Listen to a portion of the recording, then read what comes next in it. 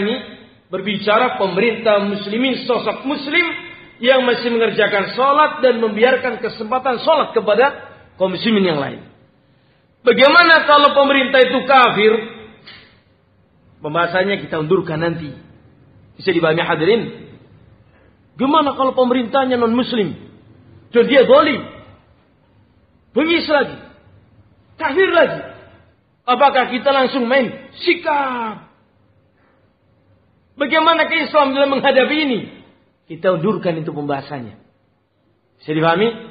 Sekarang kita sesi pertama membahas tentang bolehkah kita memerangi pemerintah sosok muslim? Ya, kalau sih tidak boleh jawabannya. Bi ayyahruja alaihi bisilah. Keluar membawa senjata dalam rangka memerangi pemerintahnya tidak boleh. Lianna hadza yatarattab alaihi mafasidu kabirah. Karena sikap memberontak, membawa senjata melawan pemerintah muslim ini menimbulkan kerusakan yang besar. Apa sajakah itu? Macam-macam yang nanti akan disebutkan oleh beliau. Wala yahillu qitalu sultan wala al-huruj alaihi wa injaru. Tidak boleh memerangi pemerintah,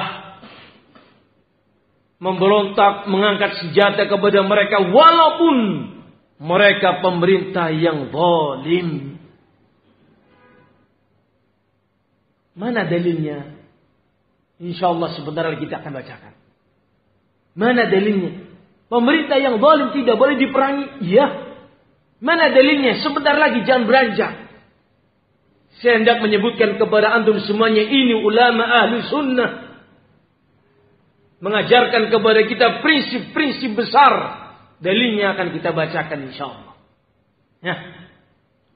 Belum mengatakan di sini.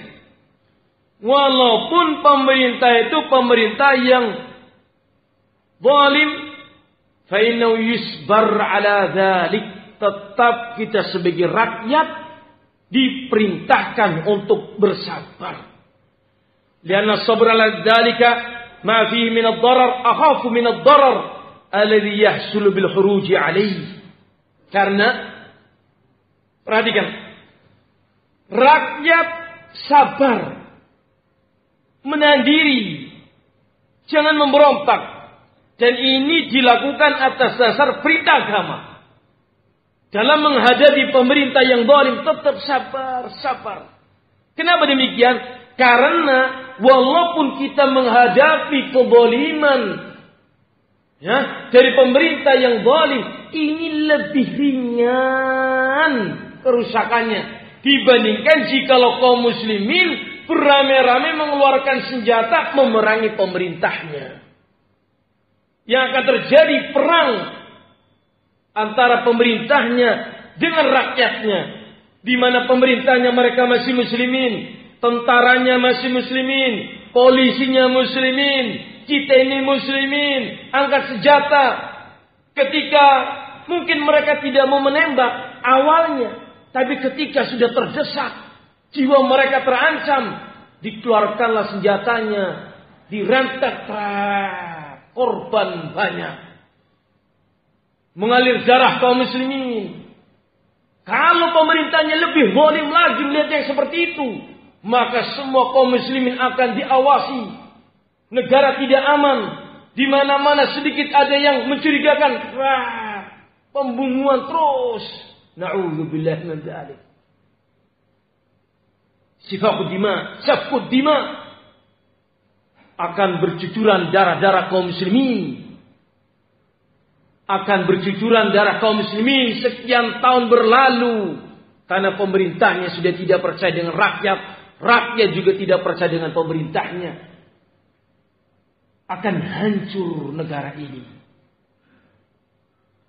Sehingga pemerintah yang zalim memang zalim, ya dia korupsi, ya dia mendahulukan kroninya, ya dia tidak memikirkan rakyat, ya zalim kaum muslimin. Zalim itu sengsara kita, tetapi lebih sengsara ketika kita memberontak mereka. Bisa dipahami hadirin? Nanti akan disebutkan dalilnya insyaallah. Sabar Pak. Kita lagi mengupas dulu ucapan dari beliau. Qala Syekh, beliau mengatakan,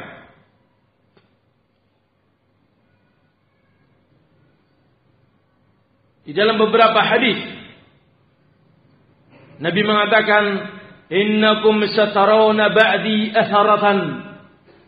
Sesungguhnya kalian akan menjumpai setelahku pemimpin-pemimpin yang mereka lebih mendahulukan kepentingan pribadi mereka, lebih mendahulukan kepentingan keluarganya, lebih mendahulukan kepentingan kroni-kroninya, teman-temannya, daripada memikirkan rakyatnya. Wahai kaum muslimin, ini perihal besar.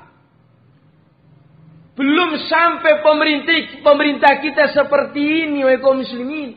Masih pemerintah mengalirkan dana bantuan pertanian, dana bantuan kesehatan, infrastruktur diperbaiki dengan baik, berusaha pendekatan pemerintah dengan rakyatnya. Masya Allah, luar biasa.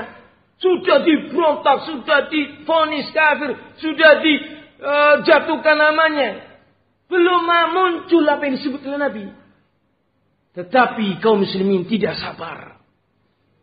Apakah karena memang lawan partainya, lawan politiknya, kepentingan ini, kepentingan itu, menghasut rakyat, itu semuanya tindak tanduk Khawarij. Walaupun dia mungkin tidak dituduh sebagai Khawarij. Bagaimana kalau seandainya pemerintah kita seperti yang disebut oleh Nabi, mereka lebih memikirkan pihak mereka, rakyatnya sengsara dibiarkan, tidak dibantu, tidak dipikirkan, tidak dipikirkan kesejahteraannya, memikirkan diri mereka sendiri. Bagaimana? Apa yang akan terjadi kalau itu terjadi di negeri kita? Akan banyak sekali Khawarij muncul. Protes ini, protes itu. Bahkan mungkin akan timbul tindakan secara fisik. Karena pemerintahnya sudah apa? Memikirkan diri mereka daripada rakyatnya. Nabi kita Muhammad sallallahu alaihi wasallam memberikan bimbingan kepada kita tatkala kita menjumpai pemerintah yang seperti itu adanya. Apa bimbingan Nabi?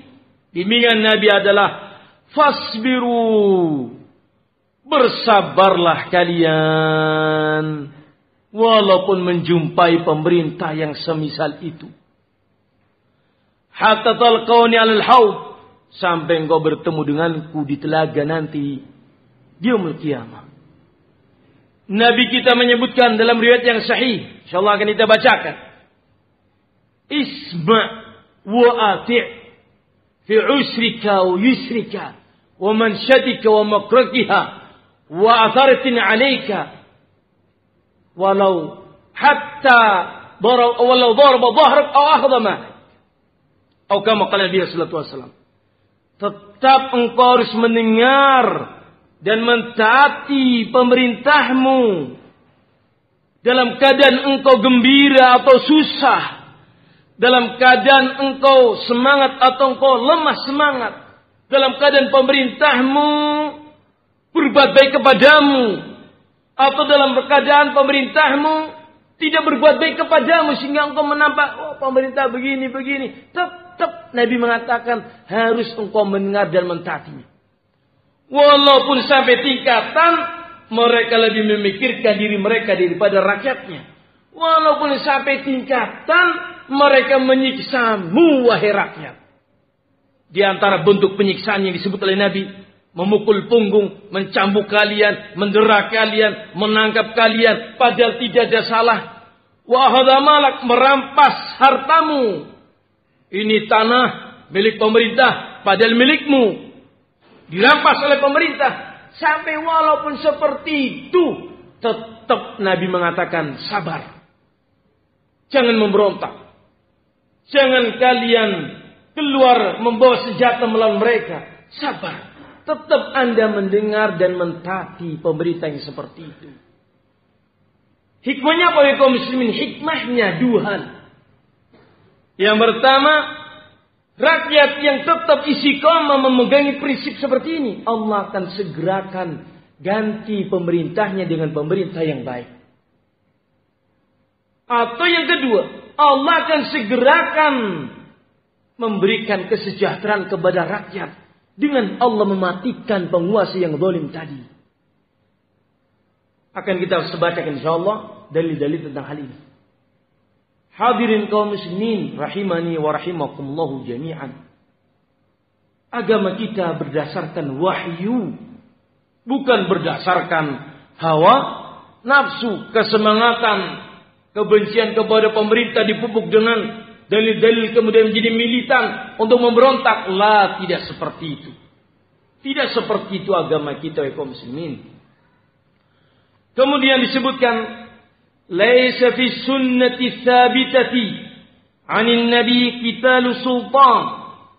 Tidak ada satupun dari ajaran Nabi alaihi salatu wasalam yang membolehkan untuk memerangi pemerintah. Tidak ada. Wala fi haditsin wahidin. Tidak satupun hadis. La dha'ifin wala hasanin wala sahihin. Apakah hadis itu hadis yang lemah? Pun tidak ada. Tidak ada hadis yang lemah yang membolehkan memerangi pemerintah. Tidak pula hadis yang hasan, apalagi hadis yang sahih. Tidak ada. Laisa fi sunnati haditsun yadul ala qitali sultanil muslim. Diperjelas kembali Syekh Shalih Fauzan, tidak ada satupun ajaran sunnah Nabi, satupun hadis yang membolehkan untuk memerangi pemerintah yang muslim. Wa in kana fasiqa, walaupun pemerintahnya adalah pemerintah yang fasik. Camkan itu ya kaum muslimin. Tidak ada dalil.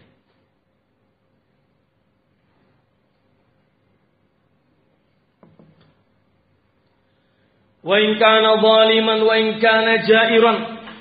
Walaupun pemerintahnya zalim, pemerintahnya jair, wa in kana musta'thiran bil amwal, walaupun mereka mendahulukan diri mereka dengan harta benda dan tidak memikirkan rakyatnya, fala yajuzul khuruju alaih, tetap tidak diperbolehkan untuk keluar melawan pemerintah yang sah, yang muslim. Balil ahaditsu kulluha tadullu ala sabri ala dzalik. Bahkan yang ada hadis semuanya memerintahkan untuk kita bersabar dalam menghadapi pemerintah yang seperti itu. Wa tahrimul uruj alaih. Semua hadis yang ada menunjukkan haramnya larangan keras memberontak kepada pemerintah yang sah. Kaum muslimin rahimani wa rahimakum jami'an. Saya baca nih kaum muslimin, antum lihat sendiri, saya baca. Walaupun beliau bukan pemerintah, bukan warga negeri kita. Beliau ulama di negeri Saudi. Tetapi inilah prinsip agama kita dalam menyikapi pemerintah muslim. Tandanya muslim apa? Disebutkan oleh Nabi sallallahu alaihi wasallam ketika mereka masih salat, masih membolehkan azan di masjid-masjid kaum muslimin, masih memperkenalkan hukum-hukum Islam dilaksanakan, maka mereka adalah muslimin. Kita membaca ini bukan dalam rangka menjilat pemerintah, memuja-muja pemerintah PDKT karena ingin bangun masjid supaya dapat dana. La, tidak sama sekali. Kita berbicara seperti ini bukan karena kita makan gajinya mereka sebagai bawahan, pasti akan bukan kaum muslimin. Kita bicara tentang hal ini karena faktor diniyah, prinsip-prinsip agama kita. Kita beragama dengan pembahasan ini kepada Allah Azza wa Jalla. Kita beribadah kepada Allah dalam rangka mentaati pemerintah karena Allah. Bersabar dari pemerintah yang zalim juga karena perintah Allah. Sehingga kita tidak ikut demo di beberapa kesempatan demo yang kemarin di Jakarta, atau mungkin akan ada demo lagi di ibu kota sana. Tidak ikut berangkat bukan karena kita pengecut atau nggak punya dana. Bukan ya kaum muslimin. Cara agama kita melarang untuk melakukan hal itu.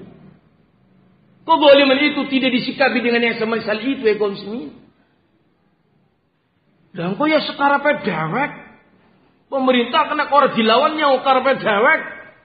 Semakin dolim. Urusan itu kita kembalikan kepada Allah Azza wa Jalla. Ya. Addu mahaqqahum wa sallallahu alladhi lakum. Atau kama qala Nabi sallallahu alaihi wasallam, laksanakan apa yang menjadi haknya mereka. Urusanmu mentaati pemerintah atas perintah Allah Azza wa Jalla. Engkau mendapatkan pahala dengan itu. Adapun ketika engkau tidak mendapatkan hakmu dari pemerintahmu, mintalah kepada Allah Azza wa Jalla. Maka datang pembahasan itu lebih rinci insyaallah beberapa saat kembali. Beberapa saat setelah kita selesai membaca ucapan Syekh Shalih Fauzan ini. Qala Syekh, beliau mengatakan, "Wala yani hada anna sultana la yunasah." Bukan berarti pemerintah yang zalim itu dibiarkan tanpa dinasihati. Bal yunasahu sirran. Bahkan dalam agama kita diperintahkan untuk menasihati pemerintahnya dengan sembunyi. Dengan sembunyi-sembunyi. Bukan dengan surat terbuka untuk Presiden Republik Indonesia. Loh, Anda mau menasihati secara syar'i itu rahasia. Gak boleh Anda membuka aib mereka. Ini surat terbuka, siapapun bisa membaca. Ini termasuk khawarij bagi kaum muslimin. Di mana umat akan ikut-ikutan dengan isi surat tersebut yang ditulis dengan terbuka. Isinya memprovokasi umat. Ini juga khawarij jenis qadiyah. Khawarij yang duduk manis. Yang berkuar-kuar dengan menyebarkan keburukan pemerintah. Menjatuhkan pemerintah dan menghasung rakyatnya untuk membenci pemerintahnya. Mereka ini adalah khawarij qadiyah wa kaum muslimin. Kalau mau menasihati sirran bainahu wa bainan nasih. Rahasia antara dia dengan pemerintahnya. Fayajibu ala man indahu nasihatun ayuballighaha lisultan. Apabila engkau hendak menasihati, sampaikan nasihat itu kepada pemerintahmu.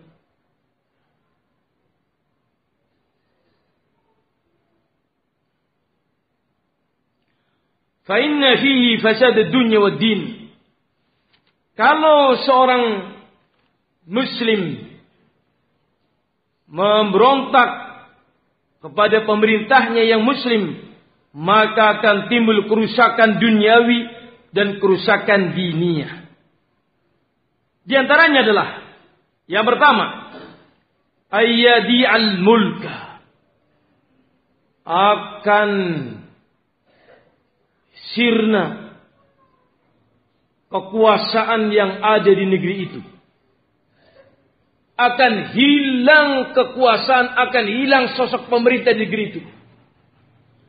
Sebagaimana terjadi di negeri Ethiopia. Sekian tahun tidak ada negeri itu sosok pemerintah yang bisa mengatur semua rakyat. Rakyat masing-masing bisa mengangkat senjata. Karena tidak ada lagi kekuasaan yang mutlak yang menguasai mereka. Masing-masing ingin menjatuhkan satu dengan satu, kabilah dengan kabilah. Bahkan orang dengan orang saling membunuh karena tidak tahu. Saya bunuh kamu karena saya takut untuk dibunuh olehmu. Kacau. Pemerintah sebuah negeri. Seandainya untuk memikirkan na'udzubillahi min dzalik. Mudah-mudahan tidak terjadi. Seandainya negeri ini tidak ada pemerintah. Tidak ada presiden, tidak ada pemerintah. Masing-masing orang berjalan semaunya. Akan bagaimana kondisi Pak? Masing-masing ingin berkuasa. Akan bagaimana kondisinya? Negeri ini berbagai macam pulau, suku. Masing-masing akan membawa senjatanya. Suku Jawa memerangi suku Sumatera, memerangi suku ini, suku ini. Luar biasa, akan hancur. Ini kerusakan duniawiyah. Fatal yang seperti ini. Akan kacau, orang membunuh satu dengan yang lainnya. Tidak ada yang bisa mengadilinya. Orang merampas harta orang lain dengan sendirinya. Yang kuat menindas yang lemah. Pembantaian akan ada di mana-mana. Lalu sekarang ada pemerintah yang sah, yang masih kuat. Yang masih memiliki tentara. memiliki al-haibah. Sudah banyak pembunuhan di mana-mana. Sudah banyak separatis di mana-mana. Orang berani untuk tunjuk gigi melawan pemerintahnya. Bagaimana kalau tidak ada? Apa yang akan terjadi? Ini akibat memberontak. Akibat yang kedua. Wa tasyi'ul fawda. Kehidupan akan hancur. Tidak ada peraturan. Fawda itu tidak ada peraturan. Tidak ada penegakan hukum. Semena-mena. Karena yang mau menegakkan siapa, Pak? Pemerintahan tidak ada. Angkatan bersenjatanya hancur. Masing-masing melepaskan diri. Masing-masing membawa senjatanya masing-masing. Wah, mengerikan sekali. Jenderal dengan pasukannya. Jenderal yang ini dengan pasukannya. Saling berhadapan. Rakyat mau jadi apa, Pak? Ya, karena tidak ada pemerintah. Hancur pemerintahnya dikarenakan kau berontak. Na'udzubillah min dzalik. Yang ketiga yang disebutkan beliau, wa yatasallatul a'da. Akibat tidak ada pemerintah yang kokoh, musuh dari luar akan menguasai negeri itu. Datang Amerika umpamanya, atau datang Australia, atau kekuatan asing. Karena negeri ini sudah tidak ada yang memimpin. Akan mudah untuk dijatuhkan satu persatu oleh mereka. Dikuasai Jawa dulu. Jawa Tengah, Jawa Barat, Jawa Timur. Dikuasai jajaran Sumatera, dikuasai Kalimantan. Berdirilah negara yang bukan negeri ini. Tapi di bawah negeri asing. Dikarenakan akibat apa? Rakyatnya menghancurkan sendiri pemerintahnya. Na'udzubillah min dzalik. Yang keempat kata beliau, wadiya'uddin, dengan kondisi yang carut marut, kondisi yang tidak terpimpin, maka agama pun akan menjadi hilang. Orang mau sholat tidak tentram, masjid-masjid hancur, pondok-pondok hancur. Yang dipikirkan adalah kondisi tidak ada keamanan. Mau berangkat sekolah, bok nanti di jalan dicekal, diculik dan dibunuh. Kekacauan ekonomi ini. Dan ini melanda negeri Ethiopia. Negeri hitam. Mereka-mereka yang berkulit hitam kehilangan pemerintahnya sekian jauh, sekian lama. Mereka saling membantai satu dengan yang lainnya. Perang saudara antar mereka. Membasmi satu dengan yang lainnya dengan senjata-senjata mereka. Dengan penuh kebiadaban. Na'udzubillahi min dzalik. Agama akan hilang dan sirna. Seorang tidak akan melakukan agama ini dengan baik di saat tidak ada keamanan. Barakallahu fikum kaum muslimin. Negeri kita ini kaum muslimin, dengan diperintah oleh satu pemerintah yang sah, jadilah aman negeri ini.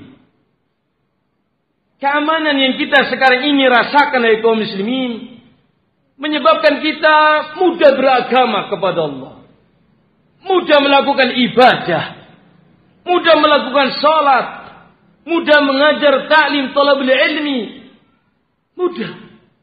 Karena ada keamanan. Anak-anak kita tumbuh dengan baik.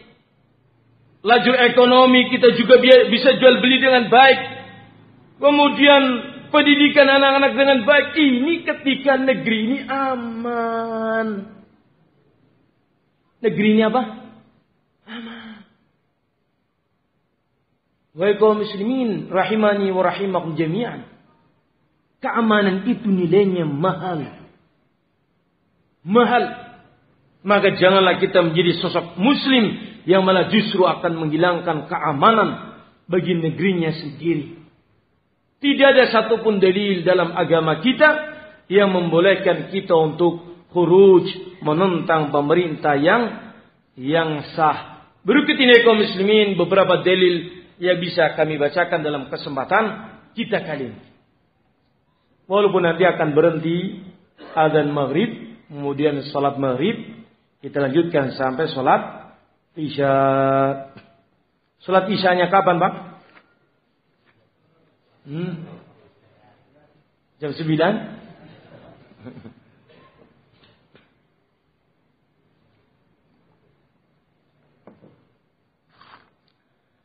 Hadirin kaum muslimin rahimani wa rahimakum jami'an.